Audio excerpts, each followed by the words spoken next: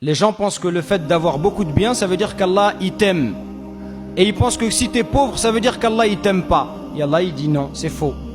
Allah il donne à celui qu'il aime comme il donne à celui qu'il n'aime pas. Et il peut priver celui qu'il aime comme il peut priver celui qu'il n'aime pas. Le fait d'être riche, ça ne veut pas dire qu'Allah t'aime, et le fait d'être pauvre, ça ne veut pas dire qu'Allah te déteste. C'est une erreur de penser cela. Donc, pourquoi je vous ai pris cet exemple? Pour vous dire que les gens ne comprennent pas les épreuves.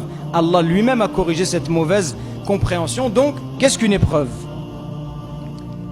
Quelques vérités que chacun doit connaître. Une épreuve, ce n'est pas qu'un malheur, une douleur ou une calamité.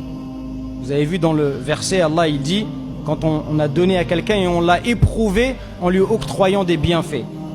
L'épreuve, elle peut être douce, elle peut être agréable, elle peut être même recherchée ou demandée.